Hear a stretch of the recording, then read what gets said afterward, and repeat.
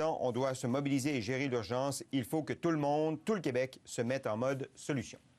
Alors voilà, ils arrivent pour donner les dernières informations sur justement ce déploiement. Est-ce qu'on est arrivé à rendre le déploiement plus efficace? C'est ça la question. Il n'y en a pas d'autre. La question existentielle là, pour les prochains jours, c'est est-ce qu'on va arriver à déployer de façon efficace dans les CHSLD les gens qui veulent aller aider? Parce que des gens qui veulent aller aider au Québec, il y en a beaucoup. On l'a beaucoup répété, là, depuis 3 jours, on se répète, mais il y a eu 39 000 Québécois qui ont levé la main. Est-ce qu'il y en avait une adéquation parfaite entre ce qu'ils offraient puisqu'on demande? Non, bien sûr que non, mais peut-être qu'on peut développer, améliorer cette relation, donc, entre, d'un côté, les gens qui veulent aider et de l'autre, les besoins énormes. Parce que dans les CHSLD, ce n'est pas que des besoins très pointus médicaux dont on a besoin, mais des bras. Je vous laisse, donc, à la conférence de presse. Et comme toujours, accompagné de la ministre de la Santé et des Services sociaux, Mme Danielle Mécan, et du directeur national de santé publique, Dr Horacio Arruda. Monsieur le Premier ministre, à vous la parole. Bonjour tout le monde. D'abord, le bilan de la journée.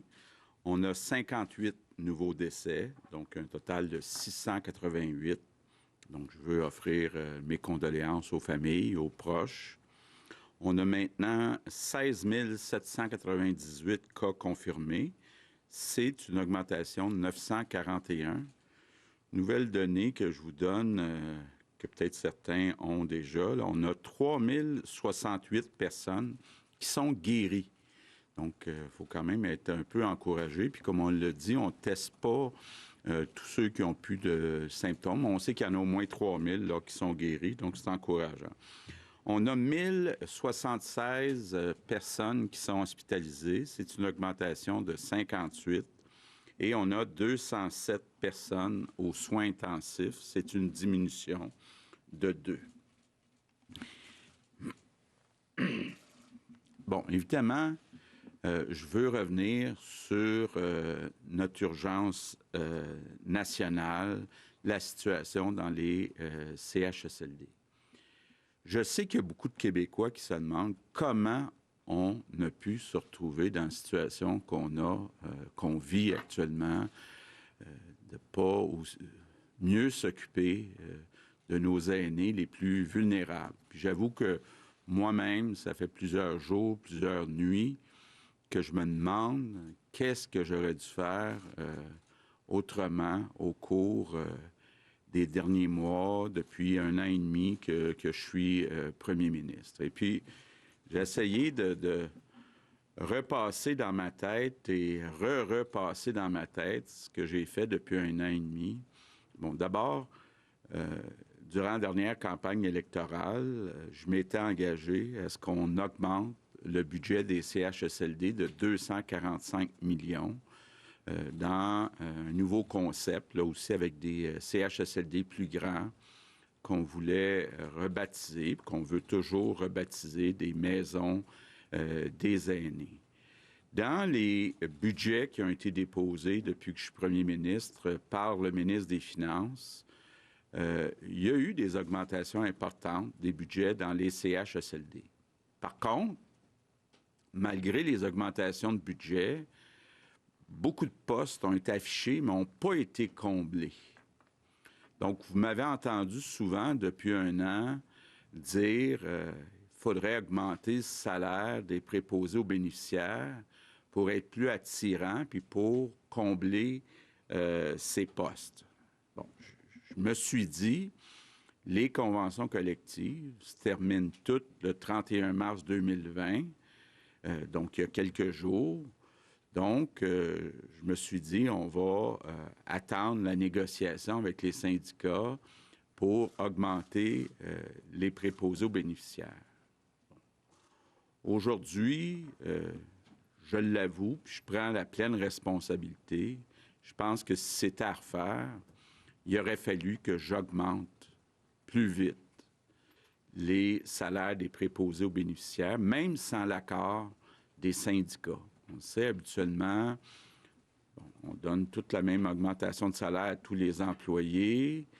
C'est pas simple tout le temps négocier avec les syndicats, mais honnêtement, là, si c'est à refaire, j'aurais augmenté plus vite les salaires des préposés aux bénéficiaires, même sans l'accord des syndicats. Donc, j'en prends l'entière responsabilité. On est rentré dans cette crise mal équipé. Et évidemment, la situation s'est détériorée. Toutes sortes de raisons. Le virus est entré. On a eu... aujourd'hui, on est rendu à 1800 personnes qui sont absentes dans les CHSLD. Donc, ça vient s'ajouter aux problèmes qu'on avait déjà à combler des postes avant la crise. Je veux aujourd'hui remercier encore, là, parce que j'ai vu que certains médecins étaient choqués pour toutes sortes de raisons.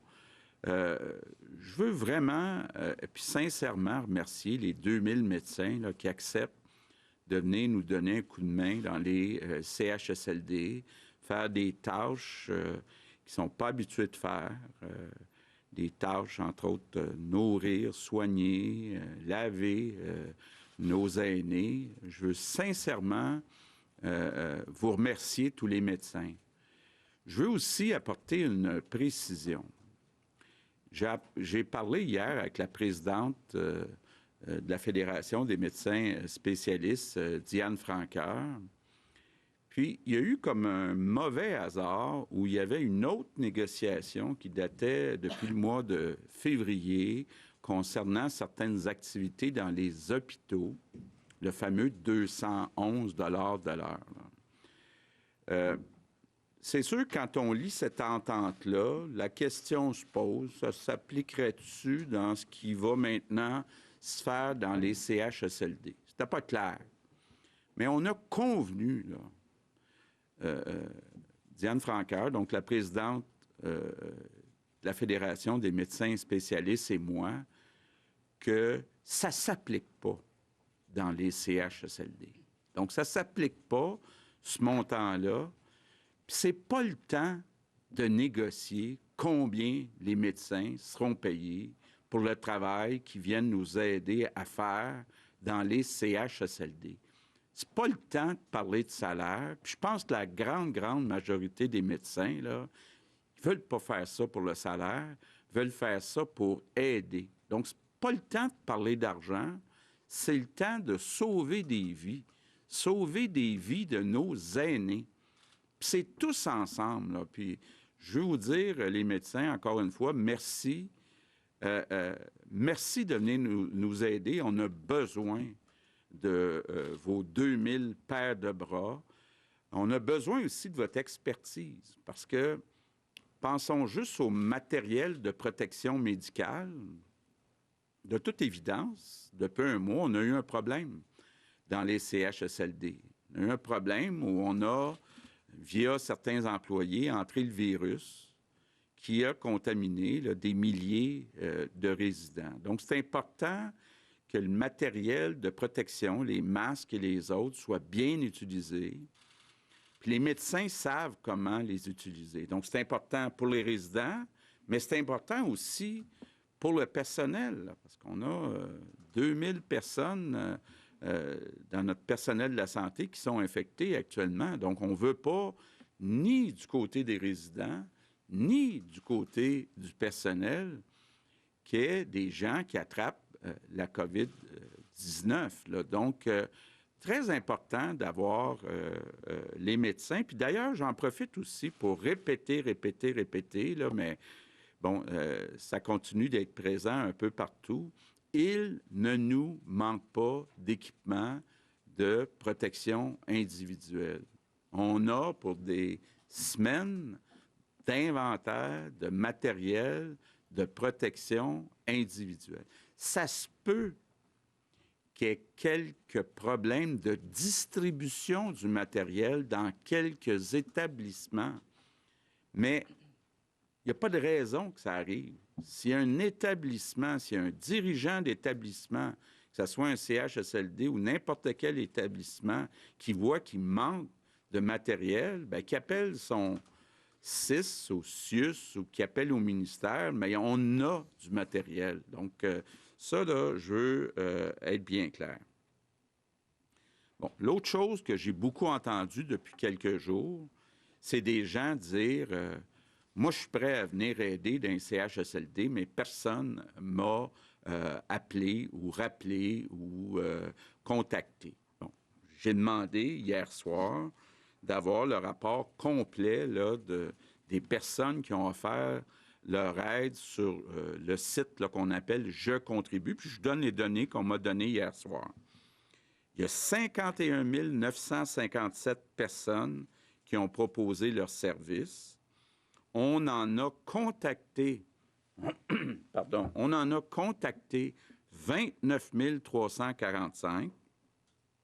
On en a embauché 6 773. Il y en a 2 097 qui se sont désistés de notre embauche. Donc, on en a aujourd'hui 4 676 personnes qui sont inscrites sur Je contribue, qui travaillent actuellement dans notre réseau. Mais j'ai quand même demandé aux gens de la santé de refaire un tour de roue. Donc, de regarder les 52 000, bon, moins les 4 600 qui travaillent actuellement, de les recontacter, de revoir s'ils peuvent peut-être, dans certains cas, nous donner des périodes à Montréal et de voir s'il n'y a pas parmi ces 40 quelques mille personnes, des personnes qui pourraient venir nous aider dans un CHSLD. Donc, j'avoue, là, j'en ai eu de vos questions, j'en ai eu des exemples, là. Je veux être bien sûr qu'on refasse un tour de roue de ce côté-là. Autre nouvelle importante, on vient d'apprendre il y a quelques heures que le gouvernement fédéral va nous envoyer 125 personnes de l'armée qui sont qualifiées en santé dans nos CHSLD. Donc ça, c'est une bonne nouvelle. Je veux remercier Justin Trudeau pour ça. Mes remerciements du jour, bien, c'est pour toutes les personnes qui sont venues nous aider dans les CHSLD ou qui pourraient venir nous aider. Donc, je lance encore un appel aujourd'hui, des infirmières, des préposés aux bénéficiaires, retraités, des gens peut-être aussi de certaines régions. Je donne un exemple. Les besoins sont beaucoup moins grands à Québec qu'à Montréal. Est-ce qu'il y a des gens de Québec, des infirmières, des préposés qui pourraient venir travailler dans nos CHSLD, dans la grande région de Montréal? Je vous demande votre aide.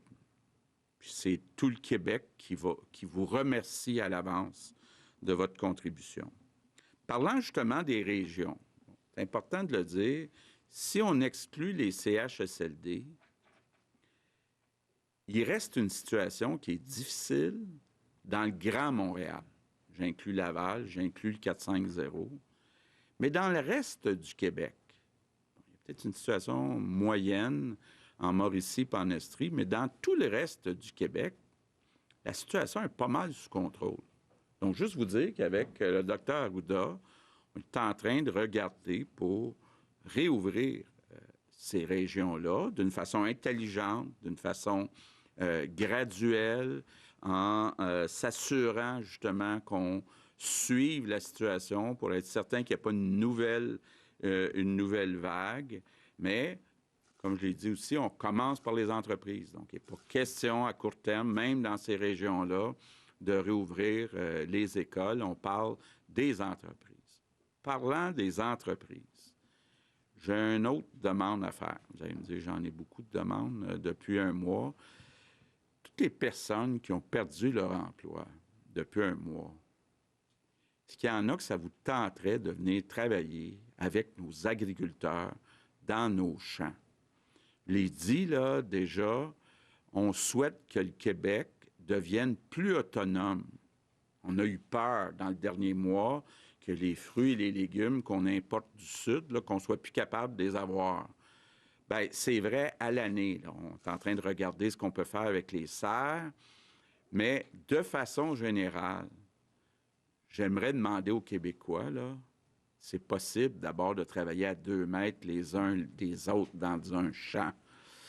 Je sais que ce n'est pas un travail facile d'aller planter, récolter, s'occuper des animaux, mais je pense que ça serait une belle expérience pour beaucoup de Québécois. Puis pour vous encourager, cet après-midi, le ministre de l'Agriculture, André Lamontagne, et le ministre de l'Emploi, Jean Boulet, vont vous annoncer un programme là, qui va être là pour tout l'été, où on va ajouter à ce que les agriculteurs donnent un 100 $ par semaine pour vous encourager à venir donner un coup de main dans nos champs. Donc, c'est un programme de 45 millions de dollars, 45 millions, pour aider nos agriculteurs, mais aussi pour aider à être plus autonomes du côté de notre alimentation au Québec.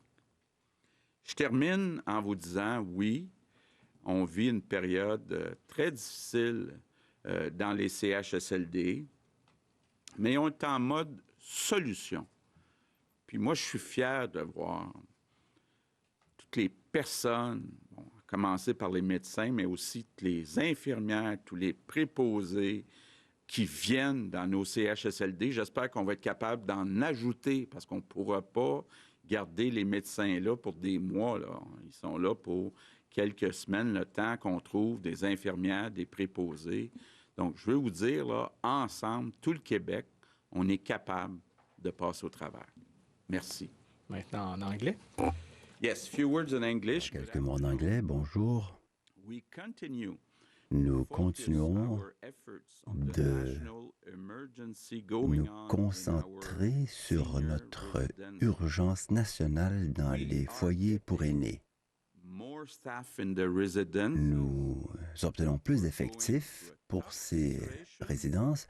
La situation est difficile, mais nous faisons tout ce que nous pouvons pour nous occuper de nos aînés. Nous sommes en mode solution et nous allons traverser cette épreuve ensemble. Je vous remercie. Merci, Monsieur le Premier ministre. Alors, pour la période des questions des journalistes, nous allons débuter aujourd'hui avec Alex Boissonneau de Radio-Canada. Bonjour. Bonjour. J'aimerais ça qu'on revienne, je sais que vous l'avez abordé un peu la question hier, mais qu'on revienne sur cette façon-là qu'on va avoir d'intégrer les médecins dans les CHSLD.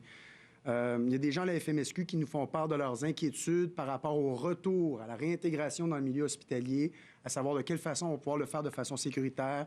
Est-ce que les gens vont être testés avant? Est-ce qu'ils vont être testés après? Est-ce qu'il va y avoir une quarantaine? Donc, quel sera le protocole à ce niveau? Bon, juste vous dire de façon générale, j'ai discuté de ça avec Daniel Franqueur hier. C'est sûr qu'on veut prendre toute Diane Franqueur. Je connais une Danielle Franqueur, agent de bord chez Air Transat, donc Diane Franqueur.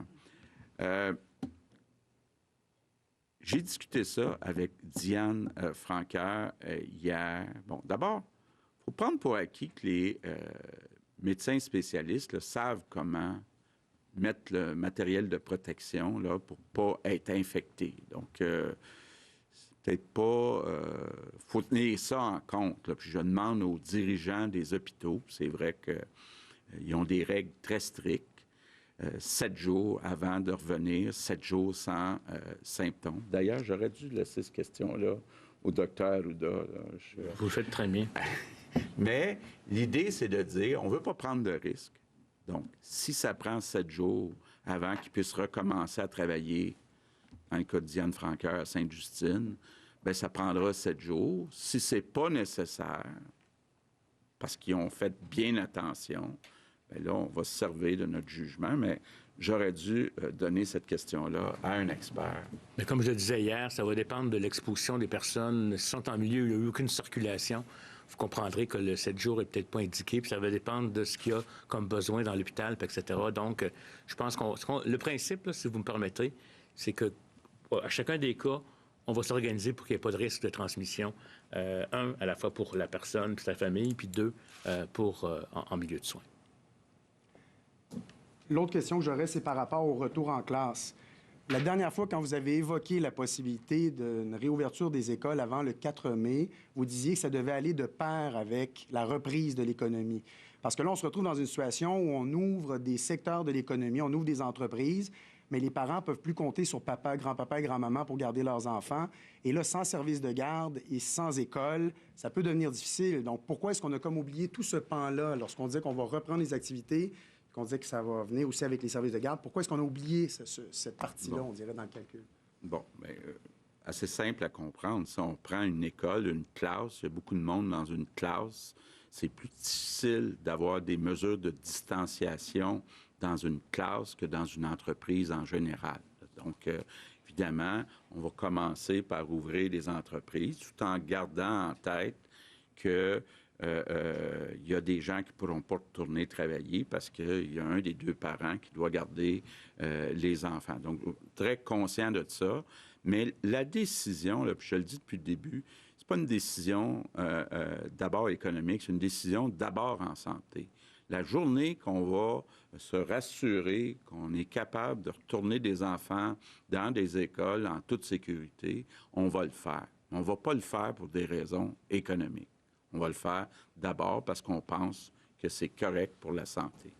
Prochaine question, André Martin, TVA Nouvelles. Oui, bonjour à vous trois. Monsieur Legault, vous dites que vous auriez dû augmenter le salaire des préposés aux bénéficiaires bien avant, même sans l'accord des syndicats. Vous nous dites que vous en prenez l'entière responsabilité, mais est-ce que les syndicats devraient prendre, selon vous, une part de cette responsabilité également? Regardez, là, moi, je suis ici pour prendre ma part de responsabilité. Là. On peut tout faire au gouvernement par décret ou par une loi spéciale. Donc, je prends toute la responsabilité.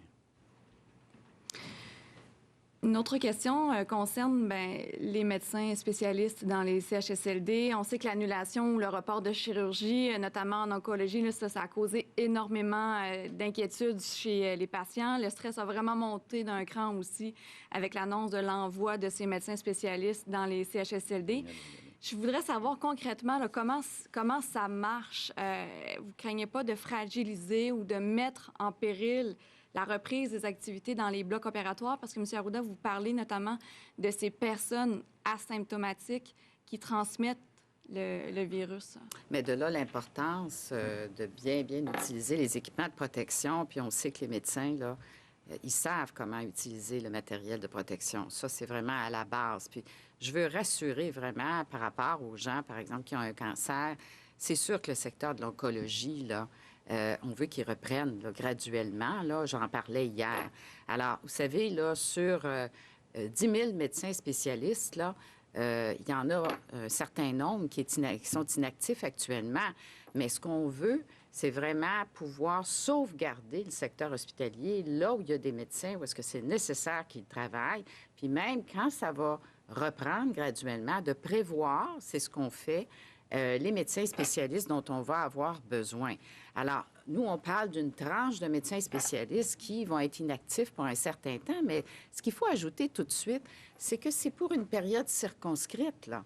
Hein? C'est pour quelques semaines, parce qu'on a d'autres renforts qui s'en viennent. Hein? Par exemple, on a parlé hier des étudiants. Hein? On fait appel aux étudiants. Les étudiants en santé et services sociaux, là, c'est 17 000 le potentiel.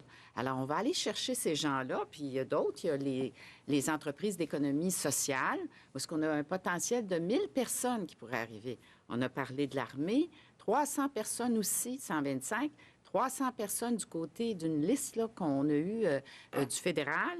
Alors, on a vraiment plusieurs groupes de personnes là, qui s'en viennent. Là. Et on s'organise actuellement, puis on a Je contribue. On va rappeler tout le monde. On a une équipe qu'on met en place là, qui va rappeler tout le monde et qui va suivre là, avec les établissements. Puis on va aller capter tout le monde qu'on peut capter pour arriver dans les CHSLD. Alors, les médecins, ils vont rester là un certain temps, mais pas longtemps. Au moment où on va avoir pris notre vitesse de croisière avec les gens qui entrent, ils vont pouvoir quitter. Alors ça, c'est très important de le dire. C'est une solution à très, très court terme. Et on s'organise également pour former de façon accélérée les personnes qui vont venir nous aider, par exemple, au niveau des tâches des préposés aux bénéficiaires. Merci. Prochaine question, Patrice Bergeron, La Presse canadienne. Bonjour à vous. D'abord, une question de ma collègue. Monsieur Legault, encouragez-vous les 125 députés québécois à aller prêter main forte dans les CHSLD de leur région?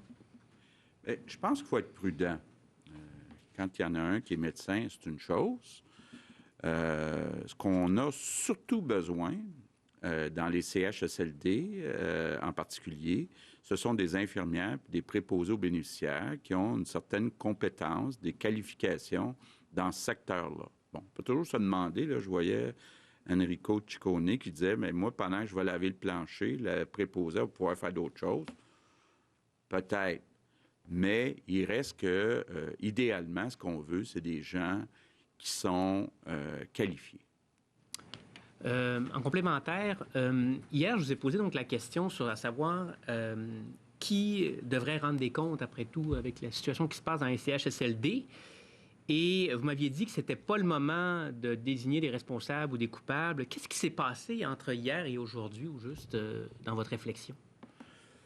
Bien, je me suis posé des questions. Vous m'avez fait réfléchir. Beaucoup de gens posent la question. Moi, je me la pose depuis plusieurs jours. C'est sûr que la priorité, là, l'urgence, là, c'est de régler la crise. Là, puis comme je le disais tantôt pour les médecins, puis comme je le disais, puis on se le disait avec Diane Franqueur, pas le temps de parler d'argent. Là. C'est le temps de réduire le nombre de morts dans les CHSLD. Là. C'est ça qui est la priorité. Donc, c'est dans ce sens-là que je me disais, on pourra avoir des post-mortem.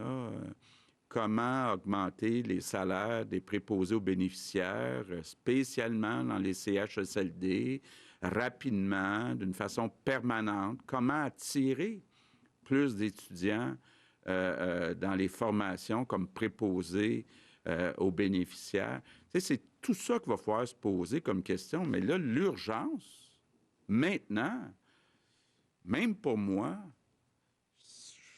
ça ne m'empêche pas de penser à qu'est-ce que j'aurais pu faire de différent, là, mais moi, je suis un gars quand même qui regarde en avant, qui dit « Hey, comment on reprend le contrôle dans les CHSLD dans les prochains jours? » C'est pour ça là, que j'ai lancé une invitation, presque supplié les médecins de dire « Hey, c'est peut-être pas le fun de venir faire des tâches d'infirmière dans un CHSLD, là, mais la seule solution que je vois là, pour l'instant, à court terme, pour régler le problème, c'est ça la priorité, là, qu'il meure le moins possible de monde dans les CHSLD dans les prochains jours. Après, on pourra trouver des coupables, parce que le problème, là, il n'a pas commencé avec l'arrivée du gouvernement de la CAQ. Là.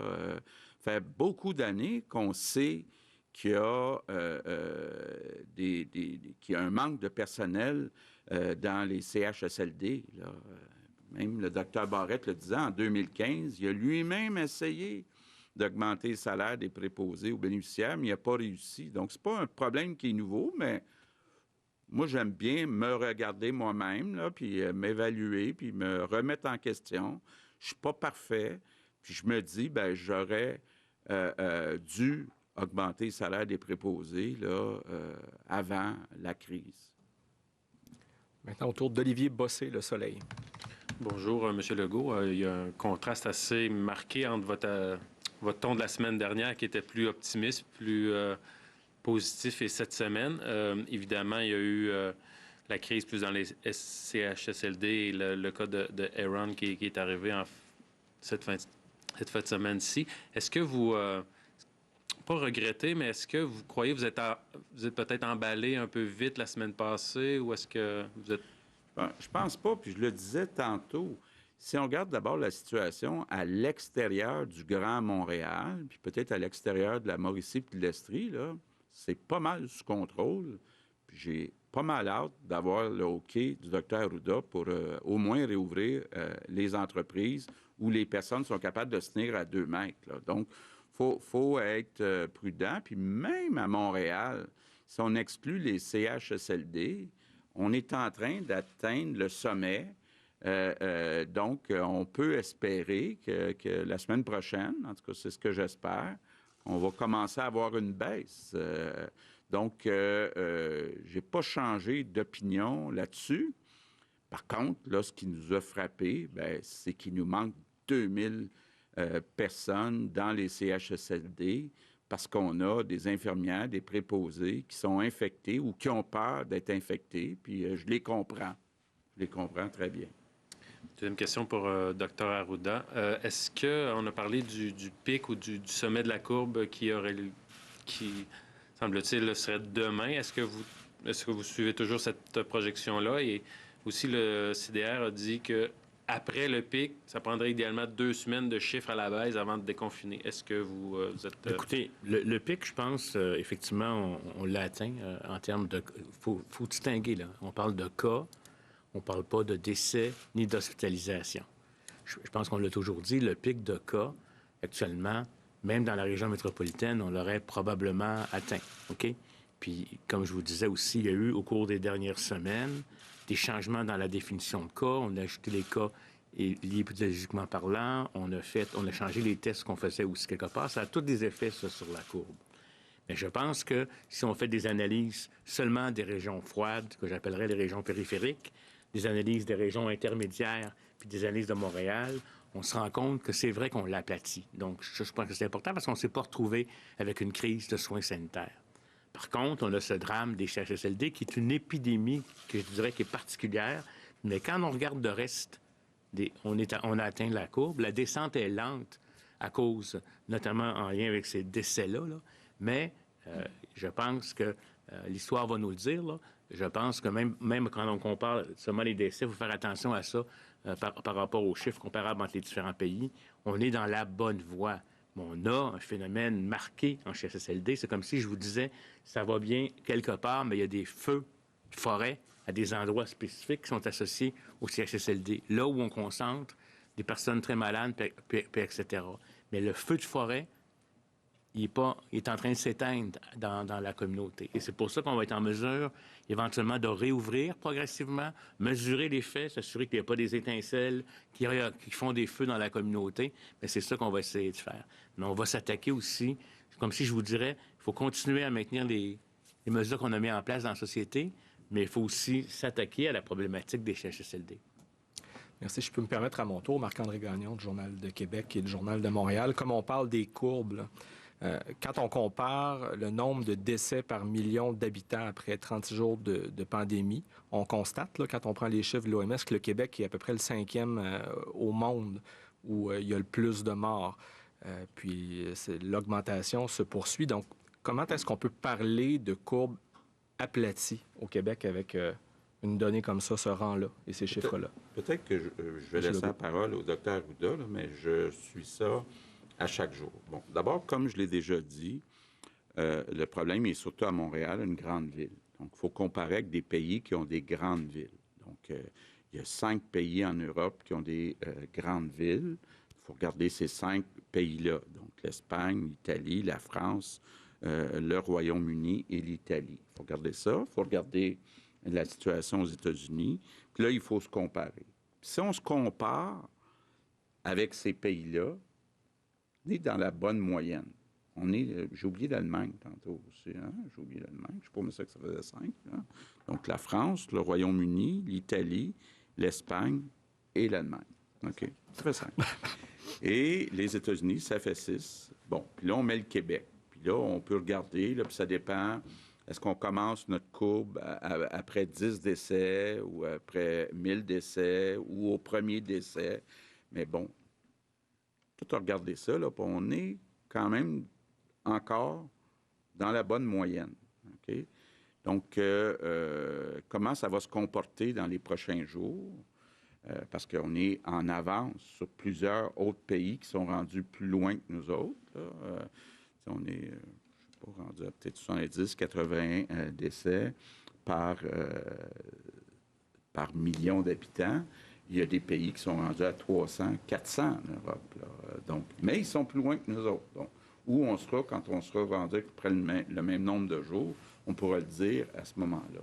Peut-être, si vous me permettez, je comprends que les gens posent la question, là. C'est parce que ce qui se passe, on a une courbe qui n'est pas montée comme ça, avec des hospitalisations, puis tout le monde est malade, des soins intensifs, puis des jeunes qui sont malades aussi avec les personnes âgées. Okay? On a une courbe, si vous regardez, seulement, vous excluez les CHSLD, on a une courbe qu'on a aplatie comme ça, mais ce qu'on a actuellement, c'est une courbe de même des CHSLD. Fait que c'est comme 2 courbes qui viennent, quand on mélange les deux, donner l'impression que le Québec mord beaucoup plus. Mais premièrement, puis ça, je vais me faire dire que non, c'est pas vrai que vous faites ça. C'est pas tous les pays qui déclarent les décès de la même façon. Il y a plein de décès en Italie qui n'ont pas été déclarés, qui n'ont pas été testés, puis le coroner n'est pas venu faire des tests par rapport à ça. Fait que ça, c'est un élément, je trouve, important. Mais nous, ce qu'on a aussi, c'est que c'est cette concentration de personnes vulnérables à un endroit a créé une sous-épidémie. Mais dans la communauté, est-ce que vous avez vu beaucoup de gens être hospitalisés dans la communauté? Il y en a quelques-uns, mais c'est... Puis regardez le groupe d'âge, c'est tous des gens au de 80. Je ne veux pas minimiser l'importance que ça a, c'est pas ça du tout. C'est que ça ne s'est pas transmis dans la communauté. La preuve, les gens ne se sont pas exposés par la distanciation sociale. Donc, c'est pas du tout le même profil. Puis c'est là que ce qu'il faut faire, c'est il faut régler le problème des CHSLD. Puis ensuite, celui qui est aplati, s'organiser pour qu'il reste bas, qu'il remonte un petit peu. C'est sûr que ça va remonter un peu avec la transmission qui peut arriver, mais moins d'impact sur le système de soins. Fait que c'est comme deux courbes qui donnent l'impression. Et c'est ça que vous entendez, il y a tellement de morts, on n'a pas rien d'aplati. Oui, on a aplati parce que ça aurait été toutes sortes de gens qui auraient été malades, des distributions, parce qu'il y a des gens malades. Il y en a chez les jeunes aussi, mais ils ne sont pas hospitalisés, ils n'ont pas été...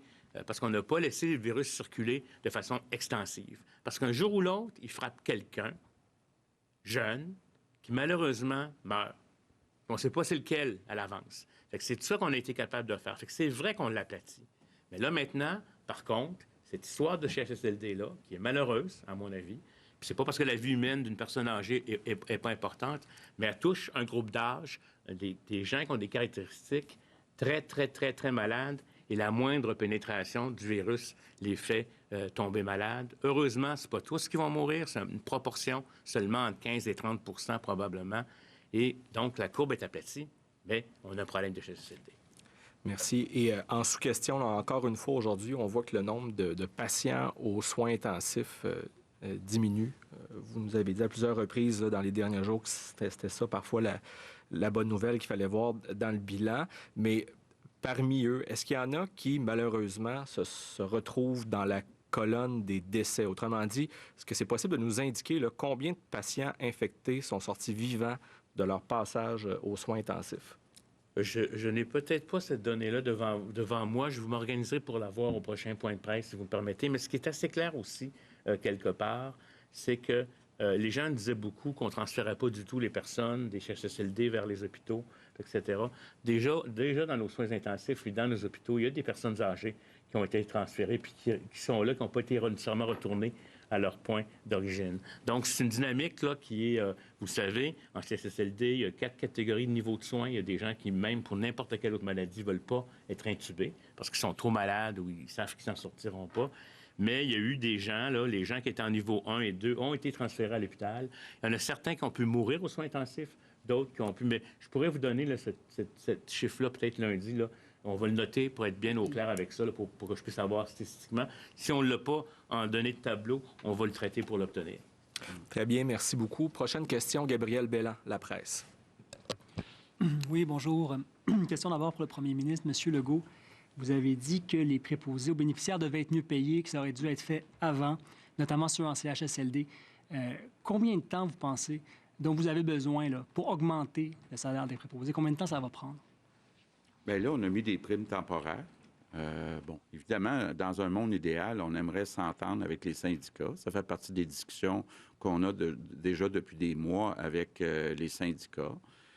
C'est pas simple.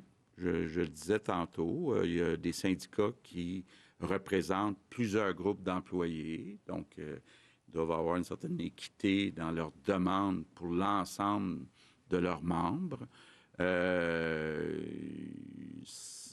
Ça n'a jamais été fait, là. Nous, quand on a dit, depuis 1 an, là, on veut augmenter plus les préposés puis plus les enseignants, il n'y a pas eu nécessairement une réaction très positive de la part des syndicats parce que dans l'histoire du Québec, là, que ce soit les libéraux ou les péquistes, ben, ça se négocie dans une nuit dans le bureau du premier ministre, puis là, on décide que c'est 2, 2, 1,5, là, les augmentations, tout le monde, la même augmentation.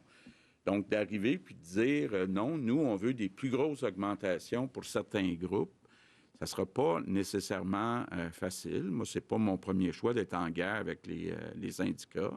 Donc, mais là, il y a des primes temporaires. Là. Il y a des primes de 4 piastres de l'heure au privé, de 8 au public. Donc, déjà, il y a une partie, mais il faut envoyer un signal permanent là, pour que des jeunes choisissent d'étudier pour devenir préposés aux bénéficiaires. Ils ne peuvent pas juste se fier à une prime temporaire pendant la crise de la COVID-19. Il faut que ça soit mis dans les conventions collectives de façon permanente. Question?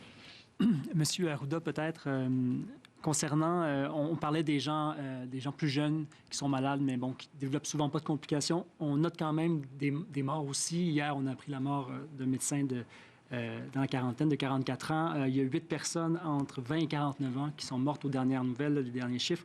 Est-ce qu'on sait s'il y avait des comorbidités dans tous ces cas-là, où il y avait des gens qui étaient en parfaite santé dans ces jeunes-là? Bien, à ma connaissance, jusqu'à maintenant, puis là, il faut faire un petit peu attention, il y avait des gens qui avaient surtout des comorbidités qui étaient associées soit à des phénomènes d'obésité ou de diabète, OK? Mais je n'ai pas l'analyse sur tous les cas, puis avec la quantité qu'on a dans ce groupe-là, ça devient difficile de faire un profil. Il y a des gens qui pourraient avoir des problématiques X qui ne sont pas connus. Par exemple, certaines personnes peuvent avoir certaines malformations cardiaques ou des phénomènes cardiaques même qui n'ont pas été vus. Mais ça peut aussi être, ça je pense, si on regarde d'expérience internationale, véritablement des gens qui, habituellement, ce sont des jeunes, en tout cas relativement jeunes, qui sont en santé, qui développent maladie. Ça va bien, ça va mal, ils sont pas bien, ils sont vraiment très malades. Ils ont, en termes de symptômes physiques, pas besoin nécessairement d'être hospitalisés. Ça s'améliore en une journée, puis là, le lendemain, pouf, tout d'un coup, ils se retrouvent aux soins intensifs où on peut pas les sauver.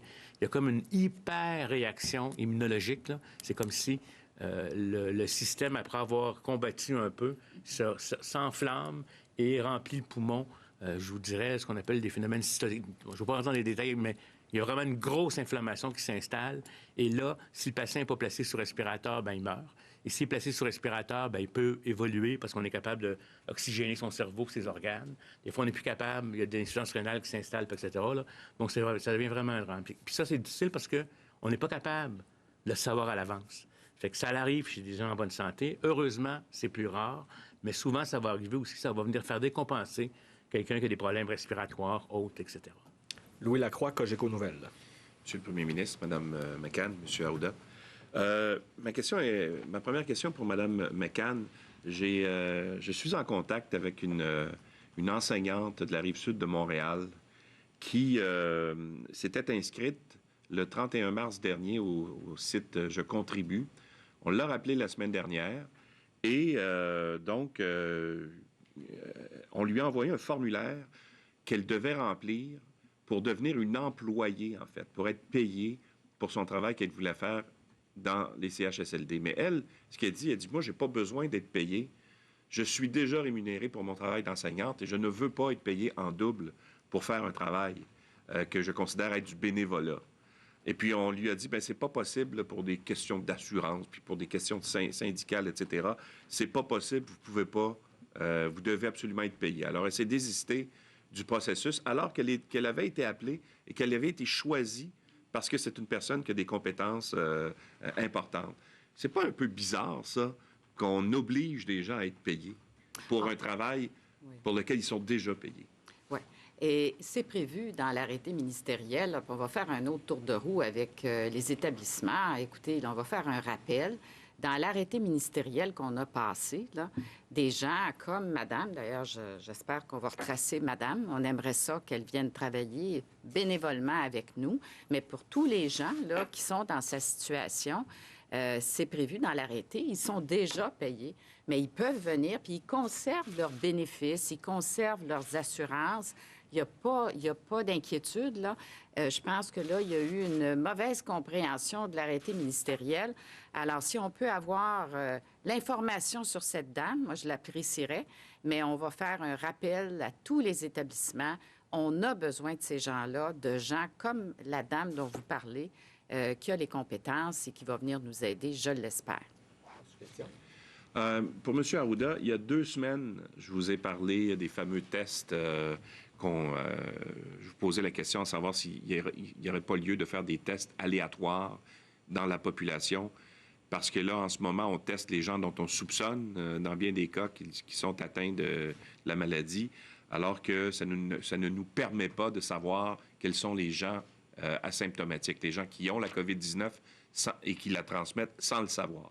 On en est où aujourd'hui, 2 semaines plus tard? Vous nous aviez dit que vous deviez commencer ces tests aléatoires dans certains secteurs. Est-ce que c'est fait et quels sont les résultats? Je ne crois pas que c'est fait, en tout cas de façon systématique. Là. Si c'est fait, je ne suis pas au courant.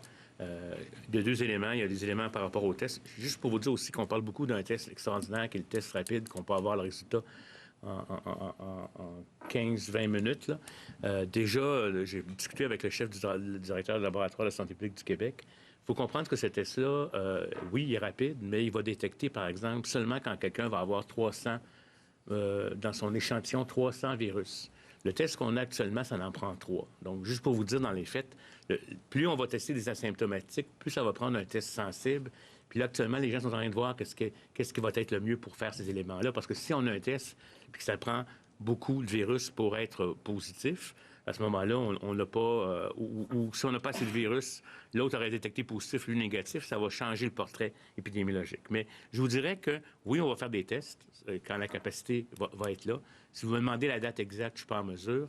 Mais ce qui va être surtout important, à mon avis, c'est les études de séroépidémiologie, qui, elles, vont vraiment capter, parce que quand vous faites un test, vous faites négatif, mais le lendemain, vous allez être positif, ou le test est négatif, puis vous avez fait la maladie il y a très longtemps, puis vous n'avez plus de virus. Ce qui va être intéressant avec l'étude de séroépidémiologie, c'est qu'on va être capable de mesurer des anticorps, soit qui soient récents, ce qu'on appelle les IgM, ou les IgG. Donc, c'est pas en cours, mais je prends note de ça, puis je peux vous dire que je l'annoncerai en point de presse quand les études seront comme l'étude de séroépidémiologie va commencer ici au Québec. On est aussi dans un consortium canadien, puis on va essayer de le recommencer le plus tôt possible. Il y a encore des débats sur le choix des tests et la meilleure approche. Merci. La prochaine question nous provient de Marco Bellard-Cirino du journal Le Devoir. Monsieur le Premier ministre, des immigrants préposés aux bénéficiaires, infirmières et médecins qui attendent leur permis de travail du gouvernement fédéral et parfois aussi leur permis de travail d'un ordre professionnel québécois sont prêts à prêter main forte dans les CHSLD. Est-ce que vous les autorisez à contribuer à l'effort de guerre? Sûrement, oui. Oui, j'aimerais bien, là, je ne sais pas, trouver une façon de contacter ces personnes-là, mais actuellement, on cherche désespérément des préposés aux bénéficiaires, des infirmières qui sont prêtes à aller dans les CHSLD, donc qui communiquent, je ne sais pas comment. Oui. Bien, on est d'abord avec les ordres professionnels. Il y a beaucoup d'assouplissements. Et pour ces personnes immigrantes, ce serait certainement possible de travailler comme préposés aux bénéficiaires. Alors moi, je les invite à s'inscrire sur « Je contribue » et on va faire les suivis avec eux. Dernière question en français du Devoir. Pourquoi avoir décidé de tester seulement les premiers 2 à 5 résidents qui présentent des symptômes de la COVID-19 dans les unités étages des CHSLD, après avoir annoncé la semaine dernière que tous les résidents allaient subir un test de dépistage? C'est une approche qu'on prend en épidémiologie, même en situation de grippe, etc. Puis on est sorti de la saison grippale de façon importante. Quand dans un milieu, on a des personnes qui sont malades, puis qu'on a une proportion assez significative de gens qui sont malades. On a trouvé, par exemple, dans un étage de 12, 4 personnes positives. Les autres qui ont des symptômes à peu près similaires, là, on les considère comme étant des cas liés épidémiologiquement, puis ils deviennent confirmés. Au sens des rapports, il y en a qui, au point de vue des données, vont rapporter que les cas probables, sûrs, spécifiques, testés par laboratoire. Mais on sait très bien qu'on n'arrive jamais à tester tout le monde. Et le chiffre de cas liés épidémiologiquement est plus apte dans les faits. Il y a toujours un risque d'erreur. Peut-être que quelqu'un aura fait un syndrome pulmonaire qui n'est pas associé au COVID-19. Mais de toute façon, on va le traiter comme un COVID-19 pour être en mesure de ne pas transmettre la maladie à d'autres. Donc, pour des raisons cliniques, puis pour des raisons d'efficience, à mon avis, puis d'avoir de capacité, c'est tout à fait adéquat. Il faut préserver des tests pour tester le personnel, les contacts symptomatiques, etc. Mais une fois qu'une unité est considérée comme étant infectée, la meilleure approche à prendre, de toute façon, c'est de considérer tout le monde infecté. La plus grande erreur serait de faire des tests puis de dire elle l'est pas, puis elle va l'être le lendemain. Comprenez-vous? Fait que c'est pour ça qu'on le fait comme ça. Merci beaucoup. So we'll now switch in English and we'll start with Kat Sonnet, CBC News. Good afternoon, all of you. Premier Legault, it took you a while before asking your specific needs to Prime Minister Justin Trudeau for the army, like to express that you needed the army to come and down, like. And now, what are your expectations with the members' forces? Alors, quelles sont vos attentes face aux militaires? Quelles sont vos attentes quant aux tâches qu'ils vont accomplir? Et quant aux tragédies en CHSLD, peut-être il aurait fallu les appeler plus tôt. Réponse. Non, nous demandons à Justin Trudeau depuis quelques jours maintenant s'il a des membres des forces canadiennes ayant des qualifications pertinentes, donc en santé, et surtout des infirmiers et des infirmières. On a reçu la réponse finale que ce matin, qu'ils sont au nombre de 125 qui sont disponibles. Donc, dès que nous avons obtenu l'information, nous avons confirmé que nous les voulons. Cela fait quelques jours que nous leur demandions combien ils étaient et nous n'avions pas obtenu encore la réponse jusqu'à ce matin. Question. Un de mes collègues avait un reportage sur les familles des êtres chers qui sont décédés en CHSLD. Et cela a pris du temps. Une semaine après, ils ne savaient même pas où se trouvait le corps. Comment est-ce possible? Avant tout, Mme McCann. Et deuxièmement, est-ce que, M. Legault, c'est ce genre de situation qui vous a poussé vers la réflexion sur les tragédies en CHSLD et qu'est-ce que vous auriez pu faire autrement comme Premier ministre pour éviter qu'on vive cela? Réponse. Il nous faut porter une attention toute particulière aux familles. Nous allons examiner ce que vous dites. Ce que nous avons souligné dès le début, c'est l'importance de la communication avec la famille, surtout pour savoir où se trouve leur être cher. Nous voudrions que les familles soient informées au jour le jour. Nous avons placé du personnel voué à cette tâche. Et je pourrais même rajouter qu'il nous faut offrir du soutien moral auprès des familles qui vivent cette épreuve. Donc, nous allons l'organiser, nous avons un plan à cet égard et nous allons offrir du soutien. Mais je vais examiner la situation que vous venez de décrire et je vais parler aux organisations pour s'assurer réellement que ce genre de renseignements soit fourni rapidement. Bonjour. On nous dit que des travailleurs de la santé sont déclarés positifs et qu'on leur dit de retourner au travail, car on a besoin d'eux. Est-ce que quelqu'un attend des résultats ou est déclaré positif? Devrait-il ou elle se rendre au travail? Et si quelqu'un est en contact, est-ce qu'il ou elle peut avoir un test et retourner avant la fin du 14 jours? Réponse. Je pense que le docteur Arruda voudra apporter un complément de renseignement. Mais notre orientation est claire.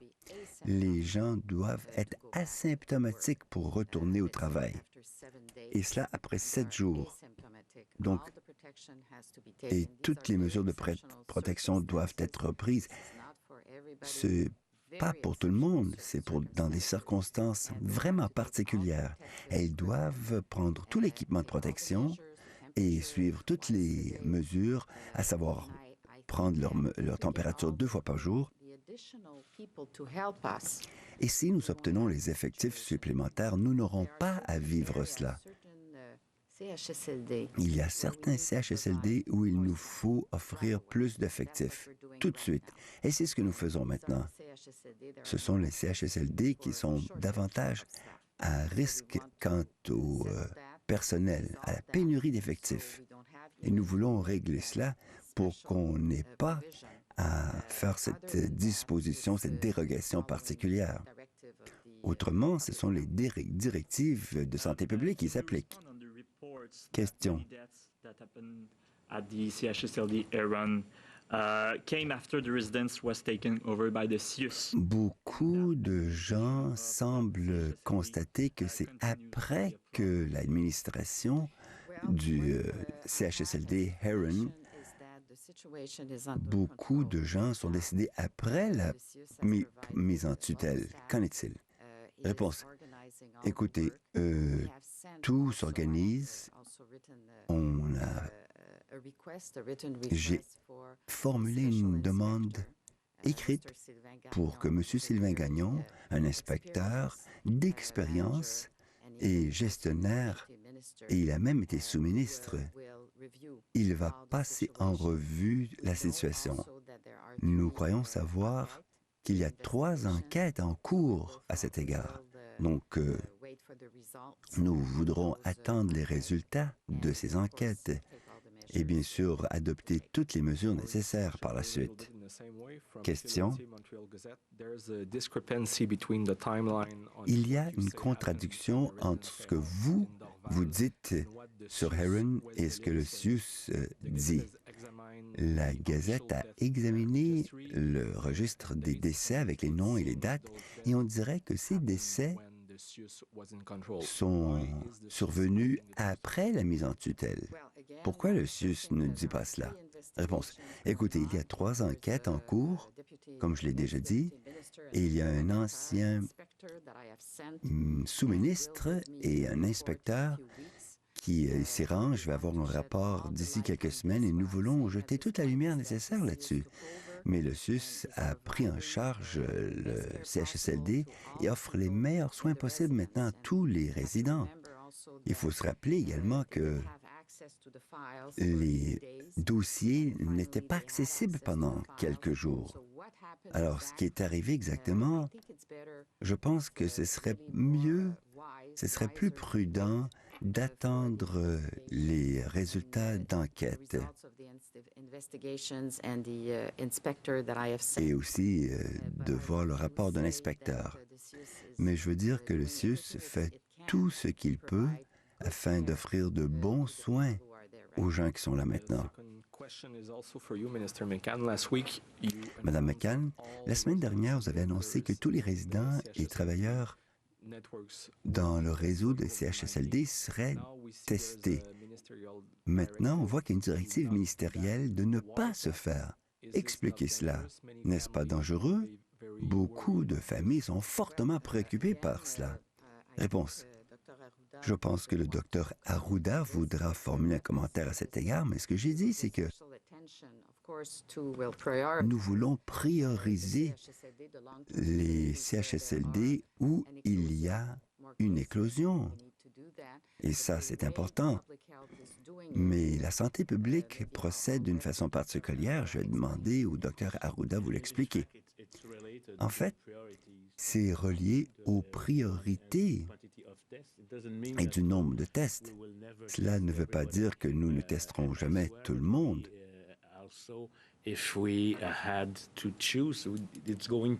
Mais s'il faut choisir, il faut procéder selon les priorités. Et c'est le directeur de santé publique régionale qui prend la décision. C'est cette personne-là qui priorise les tests. Prochaine question. Demain, ce doit être le pic. Est-ce que c'est toujours le cas? Réponse? Oui, je crois qu'on a vécu le pic de la courbe. C'est que nous avons beaucoup de gens qui meurent. Est-ce qu'on parle du pic de cas ou de décès? Donc même à Montréal, nous voyons un ralentissement. C'est une baisse, mais lente. On a aplati la courbe. Donc ça a pris du temps pour monter, mais cela va prendre du temps pour descendre également. Mais le nombre de cas et le nombre de décès et le nombre de gens en soins intensifs, si on compare il y a 15 jours, oui. Deuxième question. Quelles sont vos préoccupations quant à la gestion des CIUS de l'ouest de l'île? Réponse. Je crois que le CIUS a tout fait ce qu'il pouvait afin d'offrir les soins aux CHSLD Héron et ailleurs des CHSLD publics dans l'ouest de l'île. Donc, de nouveau, ce qui est important, c'est d'attendre les résultats des enquêtes en cours et le rapport de l'inspecteur que j'ai envoyé personnellement pour passer en revue la situation qui y prévaut. Merci beaucoup. Bien, Monsieur le Premier ministre, on va se revoir lundi, c'est exact? Exactement. Parfait, alors bon week-end. Bon week-end tout le monde. On va suivre Prochain rendez-vous.